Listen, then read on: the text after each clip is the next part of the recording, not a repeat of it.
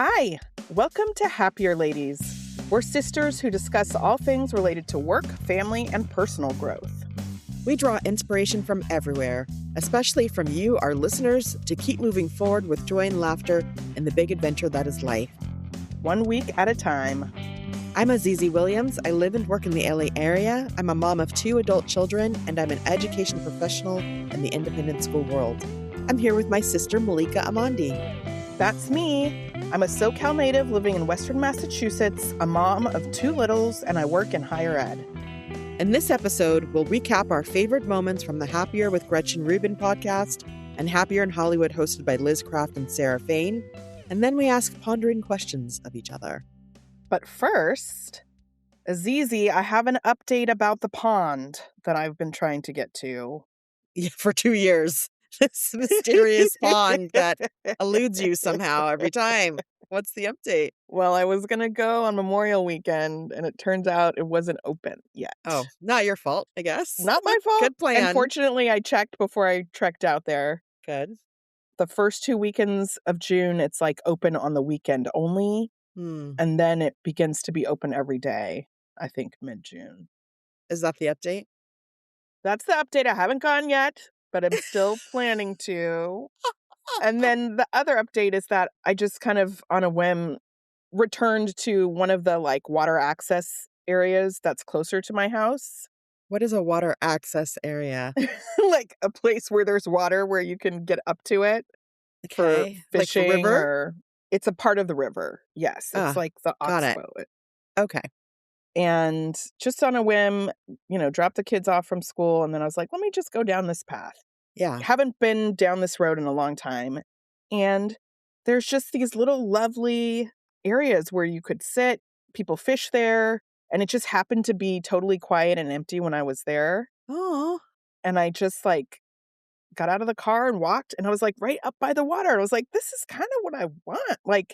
Water in this zone isn't really for swimming. There's boats that go by. It's not put your feet in the water area, but definitely a sit and enjoy the view area. That's lovely. I could bring a chair here. I could do some journaling. Is this like a solo time you're imagining?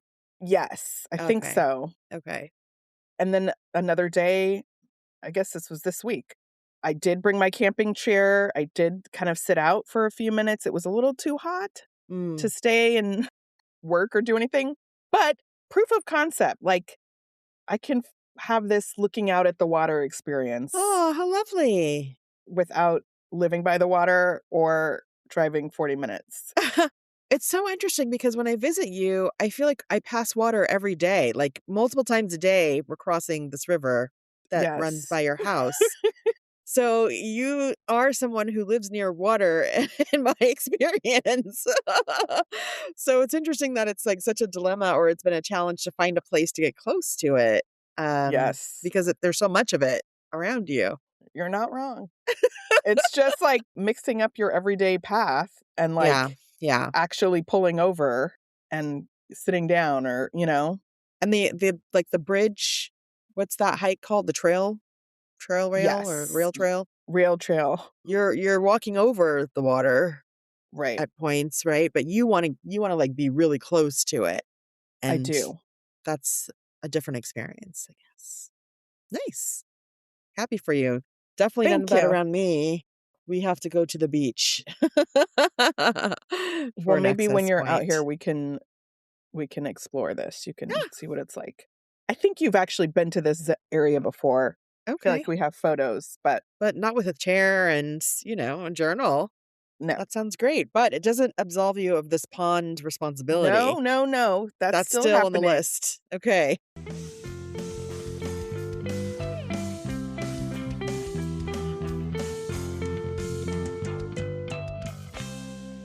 And we're back with our first segment, Podcast Recap, where we compare notes about our favorite moments from Happier and Happier in Hollywood. All right. So recently on Happier, Gretchen talked about how her husband's family is very much pick up the phone people. When they're in conversation, working on an event, or there's a situation, or just in general, they are people who will just pick up and call. Mm. And you could talk to the same person on the phone multiple times in a day, and it would be totally normal and standard. Mm. And Gretchen was saying how much she kind of appreciated that about her in-laws, and recognizing that she is not a phone person really, but she would like to be, because there's some benefits to just talking on the phone. And that made me question or reflect on my own phone use and note, I am not a phone person. Mm. I am not inclined to pick up the phone to talk to people. And yet I do enjoy a good phone conversation sometimes, but I think I'm like very much in that millennial space of like, there's like 5 other ways I would reach out and communicate to someone before I just called them out in the wild. Just Feels aggressive somehow? it feels aggressive. And she also was saying how there are people who, if she calls just out randomly, they're gonna assume there's an emergency. Yeah.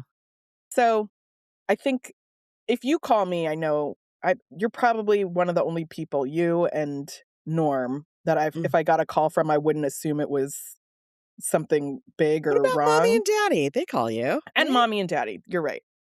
Not that Not frequently, that frequently though, and I but they feel call. like I know that for them, that is a primary way to connect more than texting or polos. I don't know, it just gave me pause. I don't have any concrete actions for myself around this. Okay. I remember, like, in middle school, I would talk on the phone for hours. Right, yeah. That's because there's no other way to communicate. In It's middle true. school, there was no texting, so if you wanted to get to know someone, you had to talk to them over the phone. I mean, I'm kind of in between. I don't mind talking on the phone. I don't assume the worst if somebody calls me. I can't always pick up, because that's the real barrier is the schedule and the Yes, busy and is, yes. do I have time for this conversation or how long will this conversation take? I love a text message because it's efficient, but I do not like a text message to catch up. That Mm. upsets me. It doesn't upset me. It's just like it takes so much time. I'm not a prolific texter. And Mhm, there's so much more I could say if we just talked, right? Like you could mhm, hear my tone, you could like feel me smiling, and I'm not efficient with emojis and other ways that people convey feelings through text. So mhm. I'm okay with like a once back and forth, but if this is gonna take a while, I'm like, can we just talk? Yeah. So we can get it started, and then I'm like, let's talk. What are we doing here? Why are we going back and forth, back and forth? I don't wanna do that, and I'm the kind of texter, you might text me and then I don't respond for 12 I hours. know. 'Cause now I'm just moved on to something else, and that's not an urgent request, a text message in my mind. It's not really a conversation, it's like a mode of sharing logistics. Hmm, So, I'm kind of in between. yeah. Gretchen also talked about golden hours, inspired by Laura Vanderkam's new book called Big Time, thinking about that time after work or maybe after dinner before bed, after Mhm. work before bed, what happens in your life? And are you intentional about those hours? Often we are not intentional about them and they just kind of, I don't want to say frittered away because life is happening, but we don't think of them as time we can use to do something that we want to use. Right. I think about that time a lot because that's like, in my opinion, one of the harder times with kids, Mhm. especially in the winter. But Yeah. even in the summertime, especially because it's like there's a time they should be in bed. Yeah, it's just yeah, the closer to bedtime you get, the harder Yes, it's gonna get, and the I managing that. I think she was actually talking about after work before dinner. Right when you get home, what are you doing? Right? Well, that is dinner time for me. Like, I usually Oh. get home at 6 and, like, we're trying to eat at 6:05, or 6:20. That's funny. Well, maybe it's different for different people, she Yeah, called it golden hour, in my mind, that's like that's a sunset, That's like when right. and of course, that changes depending on the time of year, but yeah, after dinner, you're putting them to bed. There's no Yeah. leisurely time. But there's time after they go to bed. That time, like, so Oh, 8:30 to 10, let's say. and then you're a What am I pumpkin. doing? I'm a Like pumpkin or I'm recording a podcast, usually talking to you. What are your hopes and dreams for that time? well, I definitely have time, and but the thing that I'm grappling with right now, especially as the kids are grown, like, the issue I have is that I could just stay at work. I could just stay at work longer, Mm, and I have so much work, and my work is never done, and so it sometimes feels good. I'm more productive when it's quiet at work and everyone yeah. else is gone, and so it's me and it's the cleaning people and, it's just quiet. I turn on my CD player, have a cup of tea, and then before you know it, it's like 8:30 and I'm leaving work. And that's not okay. I'm like recognizing that For you. for me, I really, because then I get home and I am tired. We are Mhm. just eating, and then I'm exhausted to go to bed. All I've done is work. I've not done Right. anything for myself in that time. And I literally wrote down in my journal, like, I want to see the sunset. Like, I want to be Okay. home, and the sunsets are beautiful here in LA. And Yeah. I want to be home on this side at that time. I realize I have made my office too comfortable. Like, I've spent so much time romanticizing my office and making it just the perfect space for me that it feels like home and it is not home. And so I might have to walk some of that back. I'm really thinking about transforming my space so that it makes it easier to leave. I need a time to be done with work and then to leave. That's a good problem to have. I mean, It is. I created it over years of like getting things just right. Why? And people, when they come into my office, they're like, "Oh, this is really nice." It feels really nice. It's very soft. It's cozy. But the opposite then is like it's easy to just stay, right. and there's always work to do. So it's inviting in that way. But I need to go home. I feel like that having that sunset target is good because you can actually see, you know, on your weather app what time the sunset is. That's true. Yeah. And so you could kind of know, okay, I need to leave by this time in order Yeah, to and it's be sitting in this place, with my husband watching the sunset. It's not possible in the winter months because sunset's at, like, Sure. 5 or 4, Yeah. it's not quite possible, but it's a good concept, I do need to pick a time, and somewhere, maybe it was Laura Vanderkam, I can't remember where I read having a ritual to end work is Mm. important. I need to think about what is it that I do to signal to my brain that work is over, and Mhm. as much as possible. There's still times when I have homework, I call it, when I have to do work after dinner because Right. there's something really urgent. That's gonna happen, but on Ooh. most days, I need a turn off signal. You could have a certain CD that you put on, and when the last song, that's the last song, you know? Yes. Yeah, do you know there's an episode of The Office where they play "It's Closing Time"? Do you know that song? Yes. Yes. And, like, everyone sings the new manager likes to sing, and he sings this song in the office, and everybody's like, "Okay." So maybe it's closing time is That's a in good my song, it's you a good know? song. Yes, I will think more about this.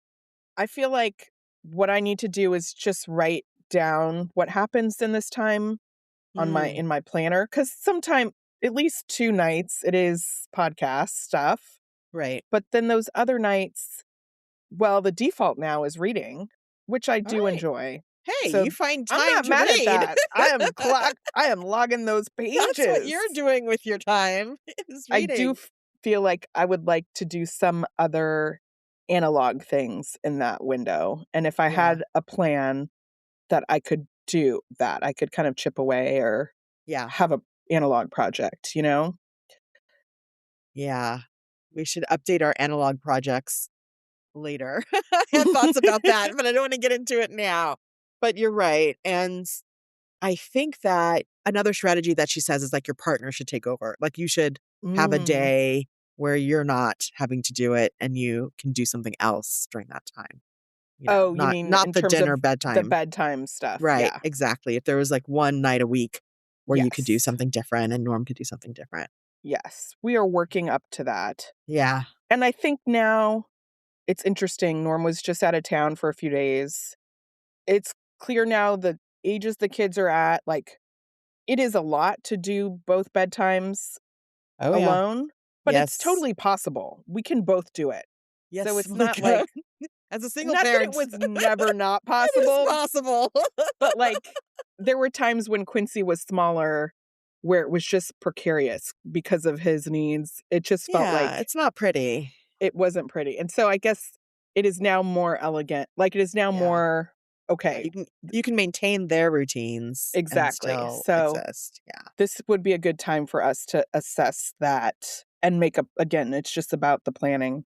And over the Um, summer is a good time to like, things are looser and, yeah, maybe you wanna try something by the end of the summer. Another thing that came up in this episode was a very emphatic public service announcement about the danger of ladders Yeah. Yes. and how often they tip over and how often people get injured or even die from an accident involving a ladder. I think because they seem like such a simple household thing, and yet it can be very dangerous, and most people don't know how to use them Mm. properly. We do have a ladder, but I've never used it. I would never. Are I you don't scared? wanna be Are up you high. like, I'm not gonna climb that thing." Do you have a healthy fear of ladders? I think so. I don't really like heights. Yeah. I feel like the last time I used a ladder was, like, in theater tech in high school or Ah. something, Mhm. hanging lights. I didn't like it then, and I don't like it now. Do you have a ladder, Azizi? Same as you. I'm gonna be terrible at whatever's happening at the top of that ladder. Like, there's no need to even try to go up because I'm not gonna whatever it's gonna require, I'm not gonna be able to do it. I do have a fear of heights, That's that and lovely growth mindset working I'm for sorry. you. It's just to know yourself is what it is. I know myself. I don't have to wonder how this is gonna go. It's not gonna go well. So I don't get on ladders, and I don't have many occasions to, but we have a ladder. Grayson's great at ladders, and I suspect because of his job is, like, maintenance related, Yes. that he gets annual trainings and updates and things like Yeah. that, so I think of all people, he's probably the most qualified to actually use a ladder. I still have to look away. I can't look at Hmm. it.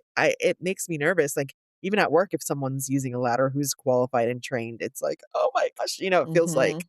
a scary moment. And it's funny, I listen to the traffic on the radio in the morning before I leave, just kind of on, and there's always reports of ladders in the road, and so, like, Mm. every day, and so now they've, like, made a joke of, "Where's the ladder today?" So, not only is it a hazard when you're using it, it's also a hazard on the freeways of LA. Always a ladder in the road some morning, so I'm suspicious of ladders. On More Happier, Liz was talking about how her and her husband went to a wine tasting and it was connected with the school in some way. So I think there were other couples there, but it was still kind of an intimate group. And she just talked about how much fun it was to have this activity to kind of get to know people in a low stakes way. And also it's a date night and just all the different layers of enjoyment that come with it. Mm. And it made me think about, well, one, I did a wine tasting when I was at a conference, which is fun because I was, with the conference with people that I don't know that well, and a group of us went to a wine tasting and same thing. It gives you something to talk about. It's an Mhm. activity. You're also enjoying wine, like there's so many wins to that experience and that also made me think about the flight experience that you and I Yes. had that you talked about. It's like a Yes. little activity that happens, over dinner, and what's not to like about that? That's funny. That I agree. Like, just having a tasting is fun, and it reminds me of another toddler birthday party Mm, that we went to. This kiddo, his favorite food is kefir, like that yogurt okay. drink. Yes. Is that like goat milk or something? I'm not sure. Okay. It's a dairy-based product. A dairy-based product. At his birthday party, they did a kefir tasting because Oh. he really likes it, and that they made it an activity for kids. They had, like, 4 different stations and little cups, and What did the kids get it? I don't know. I mean, there were families there, so grown-ups partook Yeah. of it too, and Yeah. Andy tasted one. He didn't care for it, but He just had so he one. didn't wanna He's like, taste them "No, thank all. no, thank you." He didn't compare and contrast notes. No, but it's a fun, kind of easy, like, birthday activity, party activity to just throw in the Yes. mix, you know? Yes. Oh, I so much possibility, so much potential, and they were talking about Liz talked about a honey tasting that she went to or that she had in Ojai, and it made me realize that I got a gift at a holiday party of, like, 6 different varieties of honey in one package, and I just put it in the cabinet, and people have just been using them one at a time. It's like, "Oh, there was so much potential there. We could have had a honey tasting, even an Hmm. impromptu honey tasting." When you get a pack of 6 varieties of something, that's a Right. signal to make it an activity, so I won't do that again.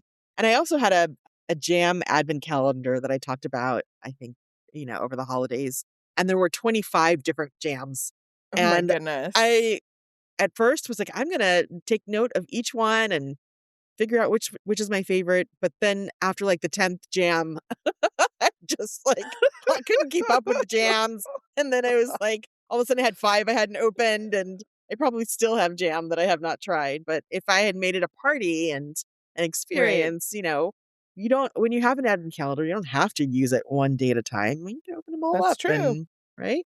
Enjoy it. That's true. I think Gretchen has a section about this in her Life of Five Senses book, because Mm. she went through a season of having, like, tasting parties and, like, scent parties or scent gatherings, you know?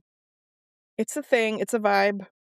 What I love about it is that it invites healthy debate. I love a debate. Yes, And that's it's like funny. people have opinions and it's okay to disagree, right? There's like clear Yes. parameters. And you learn things about people. I love that aspect of it, the conversation that happens. This would be a good team building activity, I think. Would be a good team building You activity. could have a little That's vote, like a little chart, people vote, and then yes. Like a it's what do they call that? a poll. No, I'm thinking about like no, that's not like a what do they do? Like for the Sweet 16, there's like brackets and Oh, yes, winners. brackets. Yes. Maybe I made it really complicated all of a sudden. It's fun. They also discussed in this episode of More Happier the joy of rewatching things. And, Gretchen talked about really what she was talking about is how there are some things that she wants to revisit that are no longer available. And Mm. that's a sad thing when, something you realize that you'd like to watch or rewatch you can't because it's not available. And Mhm. so there's some things that she's purchased DVDs of or, in an effort to try to rewatch things. But I know you and I rewatch TV episodes. And Mhm. are there other things that you rewatch or revisit, or does this carry over in other ways? Outside of television? Yeah, Well, definitely movies. right. What's on your rewatch movie list? It's funny, less so in this digital era we're in. I feel like when I had DVDs prominent, like, I might put in a DVD, like, Sleepless in Seattle, I watched so many Oh, times, yes, you yes, know? yes, yes. There was a summer I watched Empire Records every day. What is Empire Records? Oh, it's really fun. It's like Liv Tyler is in it, and I can't remember the whole cast. You would It's like a love it. rom-com. It's like a teen movie from the '90s that Okay. takes place, like, all in one day at Oh. some teenagers who work in a record store. Oh, that sounds like fun. I did see The Devil Wears Prada 2, Mm, um, in theaters, which was very fun, and I was like, "Oh, I need to watch the original again," mhm. which I do think I have on DVD. Maybe the thing is I need to just pull out the DVD player and make that a part of our life Right? again. Yes. I don't have this relationship to books somehow. I very rarely will reread a book, and I Mm, don't know why it feels so different, like, mhm. it feels like I've already been there. I've already gone through that. Yeah, It it's doesn't over. feel like it would be enjoyable to do it again, even for books that I loved. But that's something that I should maybe give a try because I could be wrong. Or Yeah. maybe it's just like, well, just read a chapter that you liked and see how that goes. I liked how Gretchen talked about, like, she marks passages and just Mm, goes back and rereads passages or a line that she really enjoyed. And it made me think about, like, one, she's reading actual books and how much yes. easier that is. But like, it's an invitation to engage with your text and to mark it up or to put a sticky note next to something that you liked. And when you're reading audiobooks, that's harder to do. Mhm. So something that I'm thinking about. Oh, and speaking of the books, I mean, here we are, heated rivalry, right? We have to say it once every time. I listened to the audio series out of order first, the audiobooks, and then I wanted to listen to them in order, and so I did it Mhm. again all the way through. You I don't did? I didn't Oh, know yeah. that it's easy. It's just in the car, you know? Like, I have so much time back and forth commuting and driving all over LA, and I got through them very quickly, so I just re-listened to them in order, and that was cool, and there were things I picked up on that I didn't pick up on Okay. before, so it actually wasn't it was an enjoyable experience. That's it Okay. now. Maybe in a while I'll pick it up Sure. again, but it is possible. But I'm also remembering when in the days when you only had a few VHS tapes as a family, Mhm. and Mhm. the movies that we watched over and over again, like, I feel like we watched Beetlejuice and Adventures in Babysitting is something that do you I have remember when we had memories that of one? that. Yeah. Maybe the Chipmunk movie, Alvin and the Definitely the Chipmunks. chipmunks. There were just a Random handful because assortment. you didn't have very many, and so you just watched them over and over again. On Happier in Hollywood, Liz and Sarah talked about trying something new with their pitching style when they're pitching shows and meetings, that typically they kind of write everything out and read a script, but based on feedback from their coach and just kind of wanting to try something different, they're going to move to having bullet points and Mm, speaking more kind of off the cuff, having this bullet point structure, but just speaking directly. I'm always interested in public speaking mm, and people's strategies and what works for different people. They were kind of talking about one of the challenges is that on Zoom, it feels like it's easier to check out if you can tell that somebody is reading versus just speaking to you. mm, Even though it's very mm. good to like still be engaged and read Yeah, cuz yeah, but there is some subtle thing and I think that's true. yeah. And I realized for myself what helps me is to write everything out, like, as if I was gonna read a script to just in my preparation. Once I've done that, then I feel like I can speak, kind of more off the cuff or just have bullet points. But I Mhm, have to, somewhere in space or time, have actually gone through all of the words, and even though it won't necessarily end up that way, that's the piece that kinda gives me the confidence to just speak off the cuff. mm. So, yes, was curious about that. What's your process is easy? Oh, it's speech season. So at the end of the year, there are all these culminating moments where people gather. And so with work, and I have the responsibility of sharing messages. And I would love to just go to bullets, but I tend to meander right Hmm, now. Like and maybe it's just because I don't give myself enough time to practice, hmm, and that could be a good goal for myself. But what I've decided this time is to try to have a couple moments where I go off script. So mhm, I'm writing out the speech, like, 75% of it is written, but there are a couple of moments where I can just put down the paper and look at the audience. And I will say, I get the being on Zoom and reading on your computer, how that gives you a certain kind of face and people mhm, know immediately that you're reading. But there's something different about like reading from a paper in an audience in real mhm. time. I feel like it's not quite as jarring or disengaging. That said, the highest level is just being able to look people in the eye and talk to them Yeah. and tell a story. And so that was one of my goals. My other goal was to use a stand because we don't have a podium. And so I was just holding Mm, paper, holding mic, and it was like it's hard to mm, flip the page. So I used a music stand to so that I didn't have to deal with the paper part, and that was fantastic. So that's something I'll continue to incorporate. And then my other goal was to tell a seed story versus a watermelon story. Have you heard of this, Okay, unpack Malika? this. What is this? What is this? So good. This is from Writer's Workshop, Lucy Calkins' Writer's Workshop for elementary school children.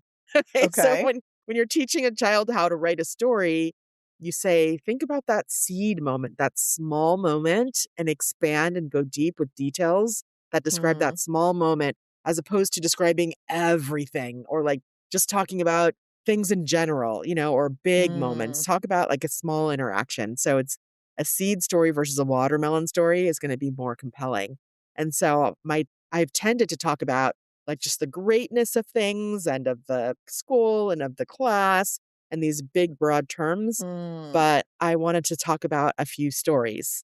And I just had the speech yesterday and it felt really good. It felt like, okay, I'm on the right track now. So those have been my goals.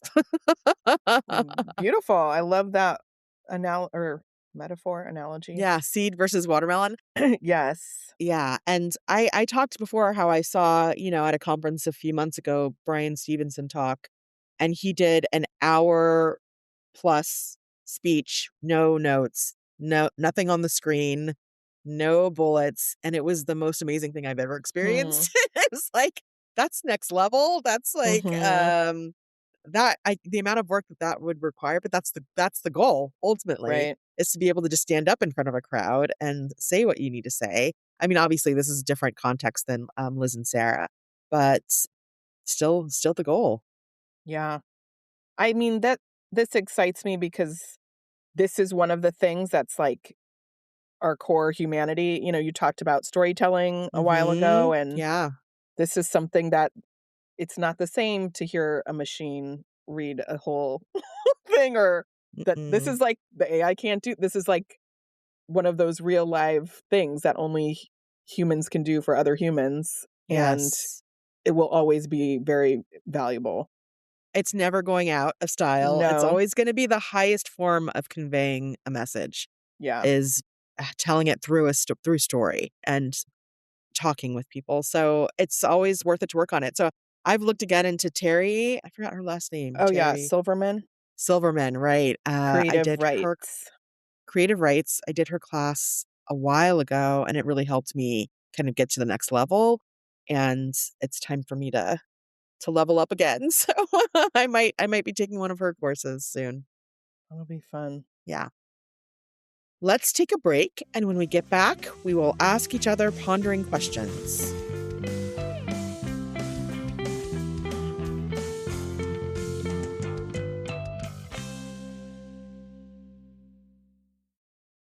So you're saying with Hilton Honors, I can use points for a free night stay anywhere? Anywhere. What about fancy places like the Canopy in Paris? Yeah, Hilton Honors, baby. Or relaxing sanctuaries like the Conrad in Tulum? Hilton Honors, baby. Ooh, what about the 5-star Waldorf Astoria in the Maldives? Are you gonna do this for all 9,000 properties? When you want points that can take you anywhere, anytime, it matters where you stay. Hilton, for the stay.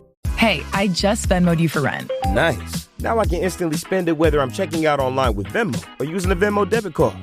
Say more. More exactly. Because the more you do with Venmo, the more you get. Like earning up to 5% cash back with Venmo Stash on a bundle of brands. So, order more pizza. The math demands it. Get the Venmo debit card. Venmo Stash bundle terms and exclusions apply. See terms at venmo.me/stash terms. Venmo checkout not available at all merchants. Venmo MasterCard is issued by the Bancorp Bank N.A.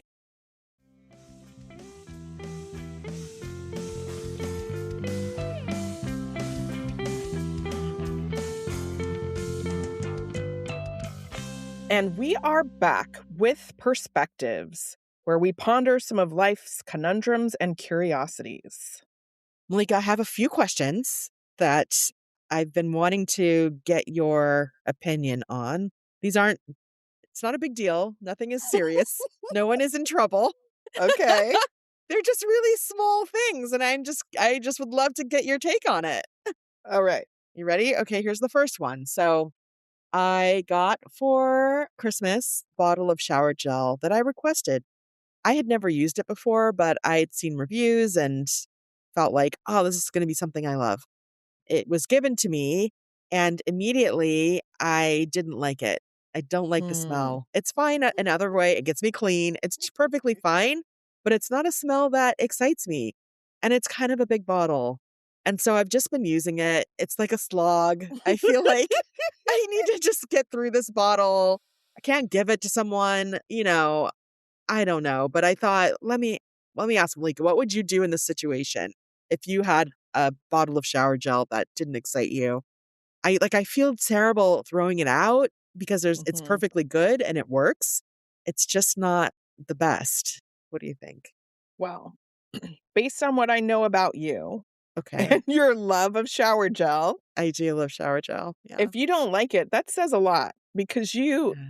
are really into shower gel. Yes. So I think you should stop using it. There's no reason to keep doing Oh, something that you don't enjoy in yeah. this realm. It's just shower Mm. gel. You have so many others. Yeah. You should definitely get rid of it. I Wow. suggest that you could put it up on well, first rule, I would just ask your household, "Does anybody else want this?" Put it in someone else's shower and see if they use it That's or such a say good it. idea. I'm just gonna Just stick it in the girl shower. they might love it, They and if they might. don't, it's their problem now. Such a good idea.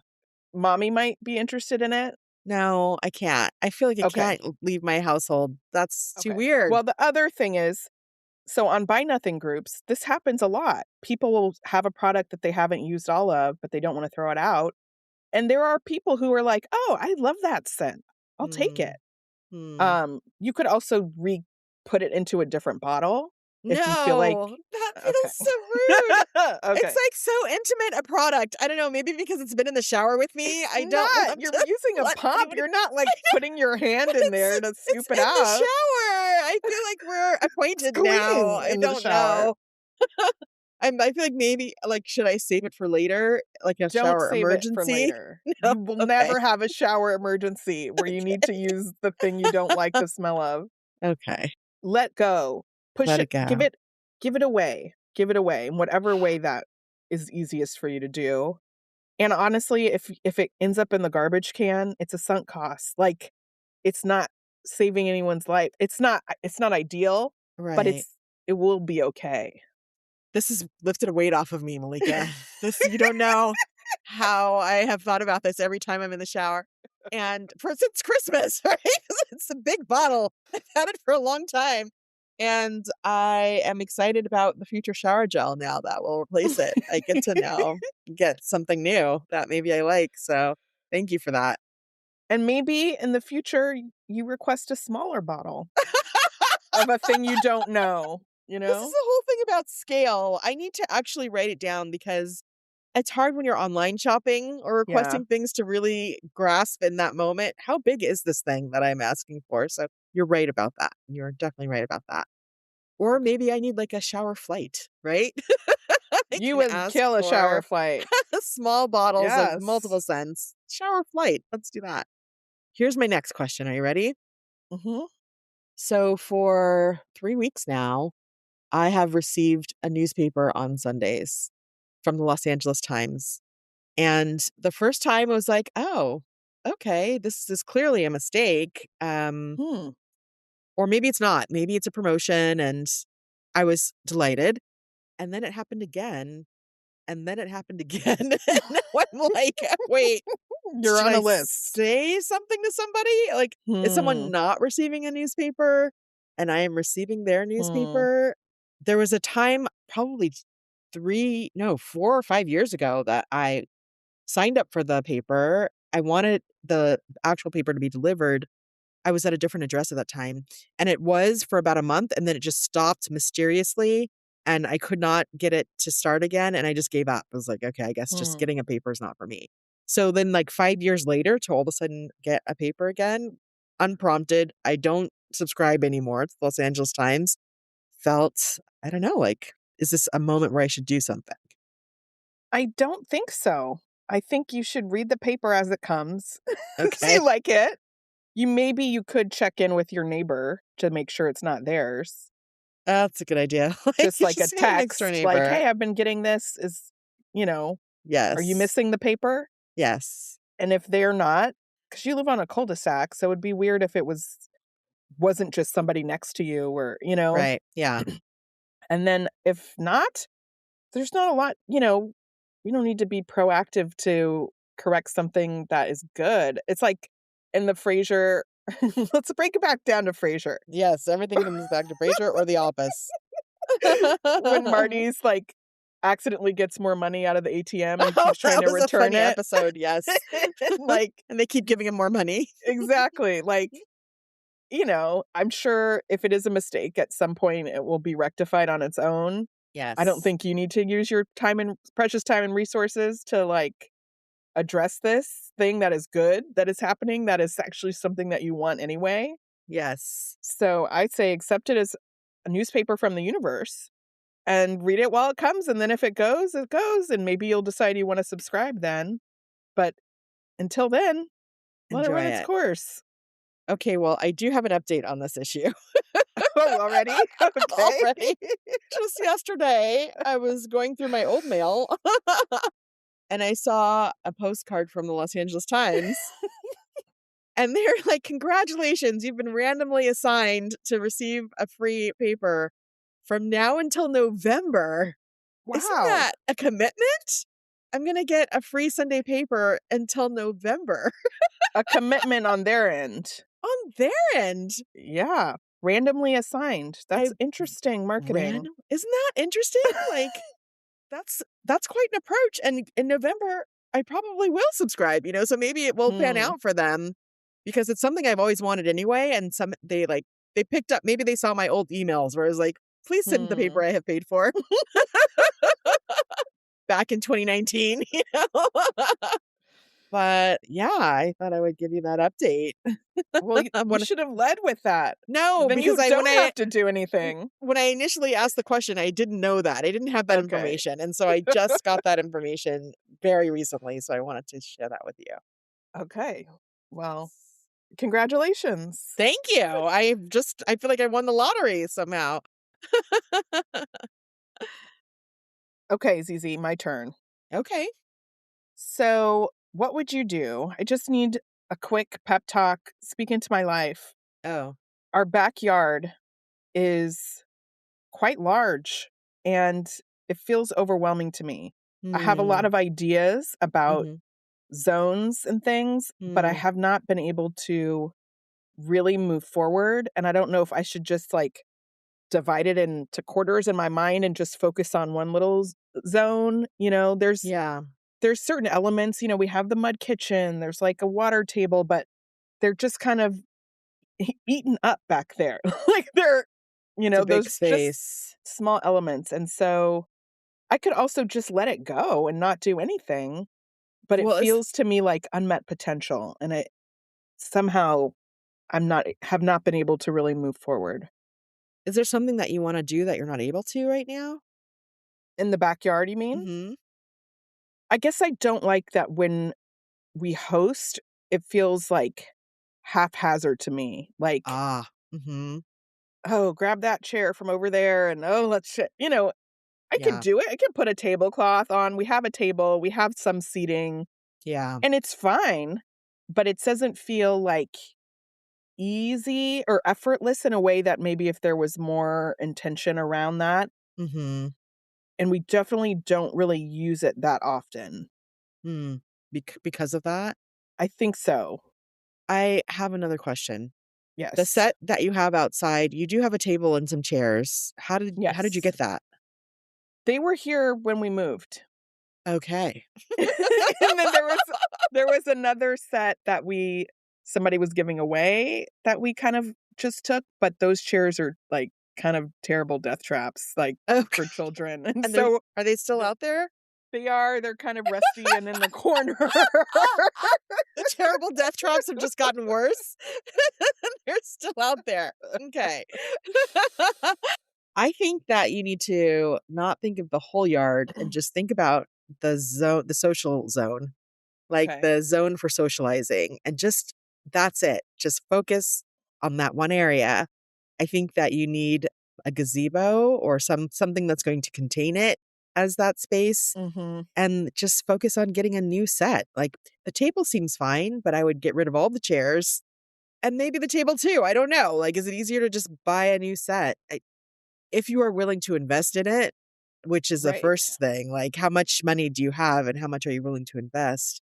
But I might hire somebody to tear down that bush. There's like a I know, bush. that giant bush.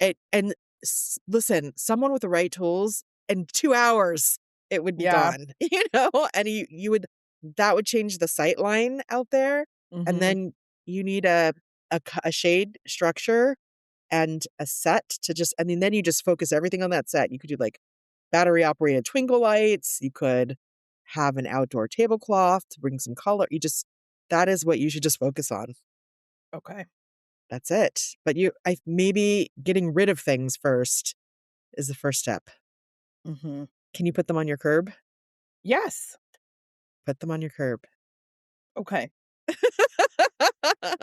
And find like maybe make a mood board. Do you have a Pinterest board? There is one, I haven't been in touch with it. Okay. I think there's part of this, and I'm glad you asked the question about investment, because I think there are some things that are free to do, like letting go of furniture that's not working. Mhm. Mhm. And then there are other things like getting a gazebo that do require some funds. Yeah. And I know it's not a financial priority. So that's Right. helpful to think through, and like Yes. maybe my focus should be on what are the things that I can do for free Right. that will just help us get ready or create a zone with what we have. Yeah, and a gazebo might seem like too big of a thing and overwhelming, and so maybe it's just a pop-up, like Right. something to define the space. So I think that is a good point though. Start with how much money do you have? How Right. much can you invest? And then go from there and figure out what you can do with that. Okay. Otherwise, you're just moving things around, right? Yes. Yes. Okay. Thank All you. right. You're welcome. Final question. Okay. I have my first mammogram coming up next week. Thank you. Thank you. I don't know. How do I prepare for this? I just Oh. have this feeling that it's going to be uncomfortable and like unpleasant, but Hmm. I know you're not a doctor, but just as somebody who's gone through this before, is there something you Yes. wish you had known? Here's a couple things to know. I think they will tell you don't wear deodorant or like Yes, lotion, that's right? in So my that's like a calendar. practical thing.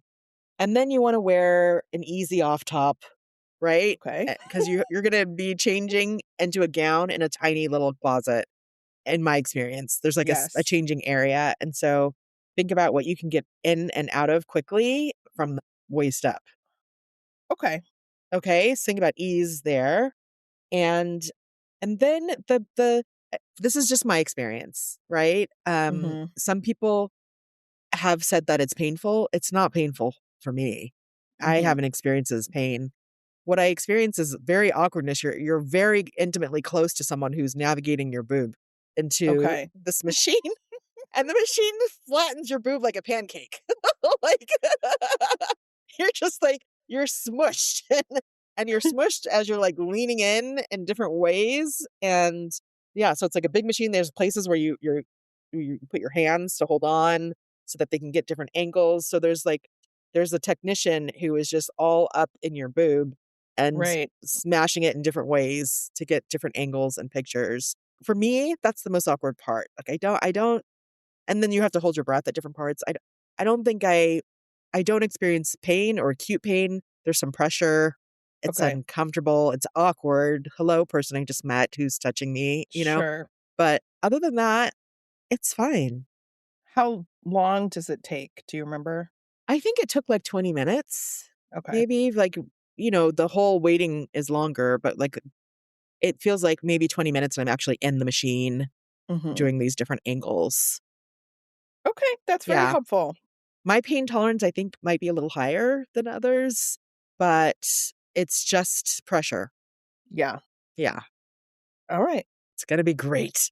The best mammogram of your life. Then you can get a treat after. I have pretty much an hour blocked out for it, and then Oh, I need to pick up Quincy, and I'm, oh. like, nervous that it's gonna be long or go over. Yeah. Do I need a backup plan to pick him up? I usually give myself like an hour and a half for doctor's Yeah. appointments. Not because of the procedure, but because the before and after you can't control. Right. So I don't know. You know your doctor's office if they run on time, and Right. then maybe it's not an issue. Side note, I changed insurance back to Oh, yeah. Kaiser. I'm so excited. The girls are so excited. We're all making appointments. Their system is just so user friendly and digital. And yeah, so that makes a big difference when you're comfortable with your insurance and know the doctors and everything. Right. Anyway, good question. All Tell right. me Well, how it goes. Oh, I sorry. will. I want to compare notes to see I'll what your give you an experience is update. like. Okay. Let's take a break. And when we get back, we will share our peaks and valleys.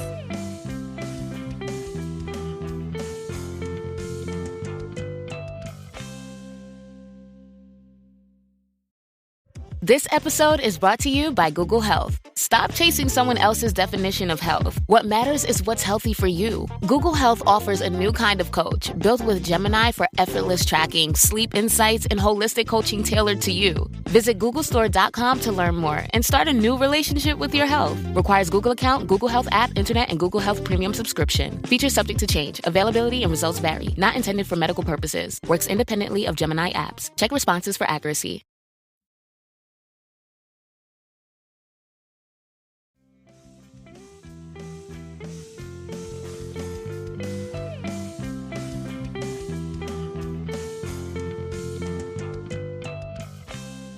We are back with peaks and valleys because in life, there are always peaks and always valleys. Today is an even episode, so Azizi, you are up first with a peak. Okay, so I actually have two peaks. One is a recommendation, and I'm trying to find the name of the show.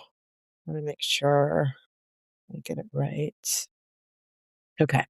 So I have two peaks. One is a recommendation and one is just a sweet moment. So Grayson and I have watched the whole series of This Is a Gardening Show by Zach Galifianakis.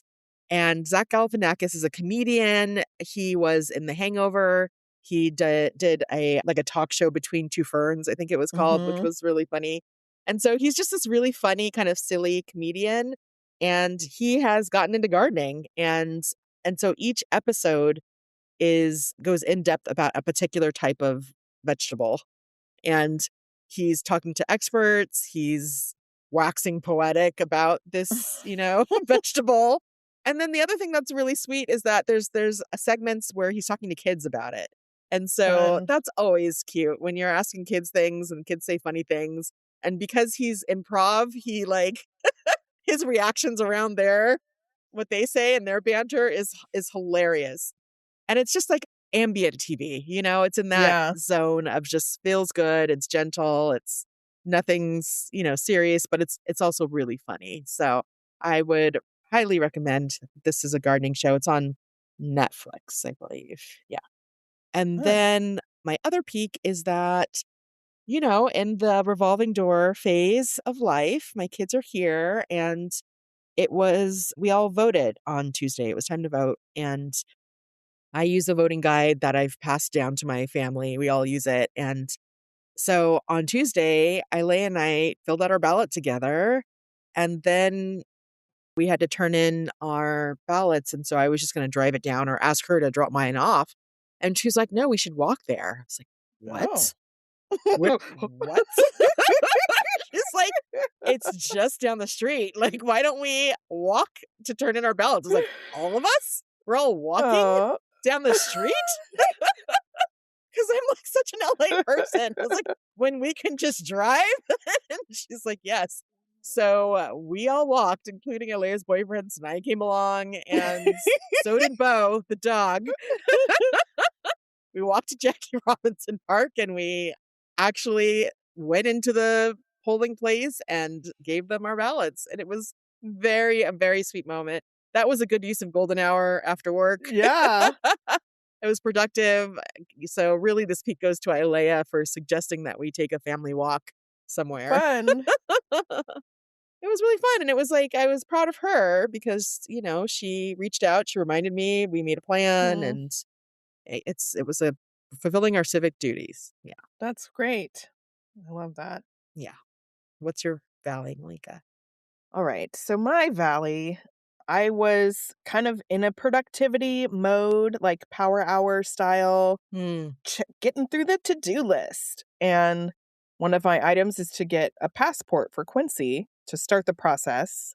I kind of know that it's several steps. It's thing. I had looked into it before and was like, I don't have all this information, and just kind of X'd out. And so I was coming back to it and, doing things online, boop, boop, boop, get passport, link, great, putting in my information.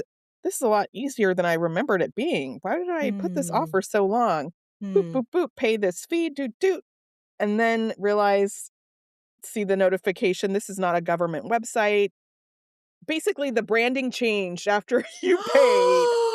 And it was clear that it Wow. wasn't a government website. After you Now, paid.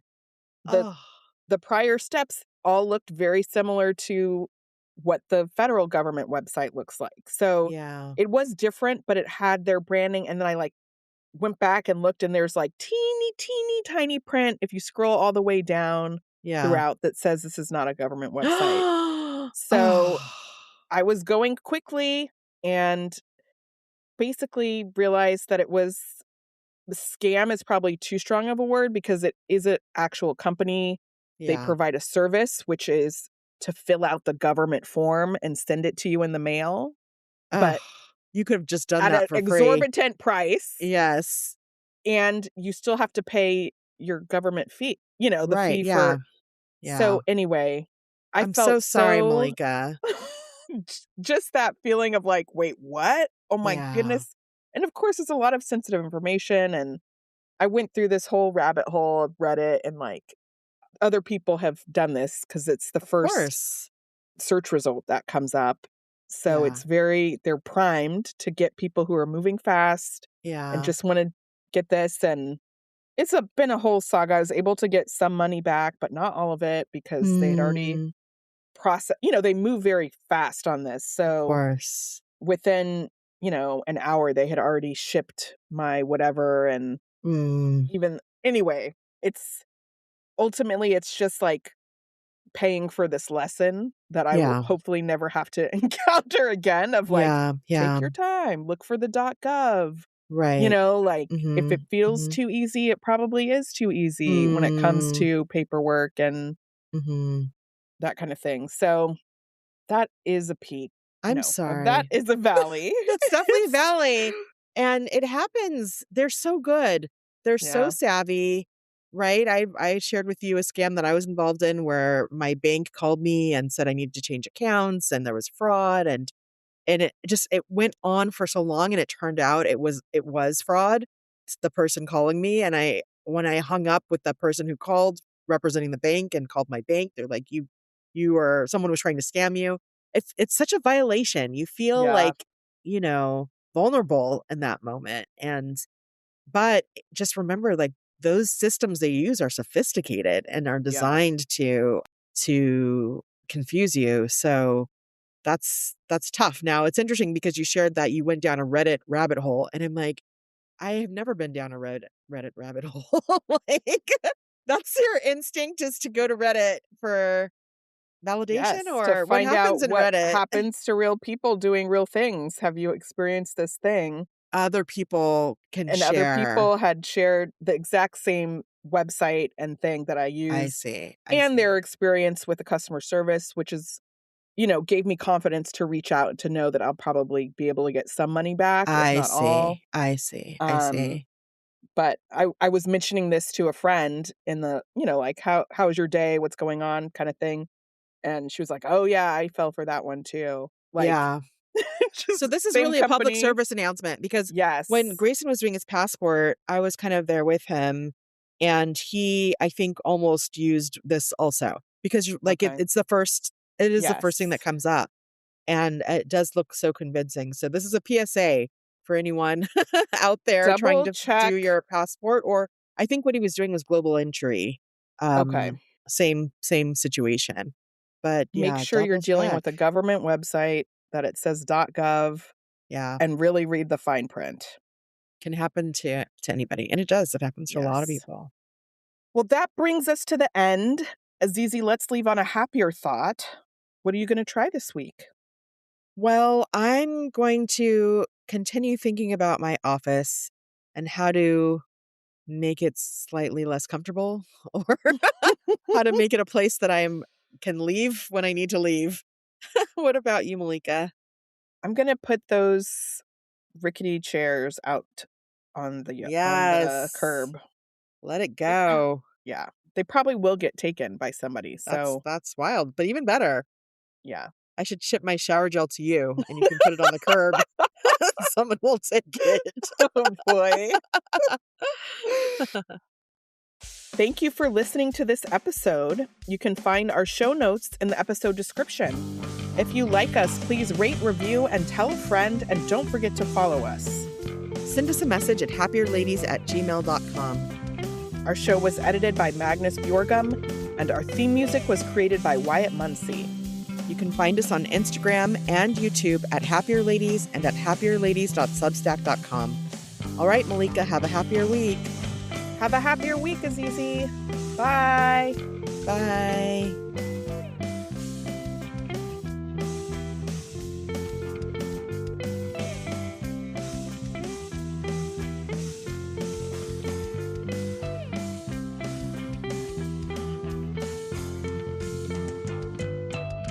Let's take a break, and when we come back, we will recap our favorite moments from the podcasts. No, you can't say that. The podcast. Okay. This podcast is part of the Sound Advice FM network. Sound Advice FM, women's voices amplified.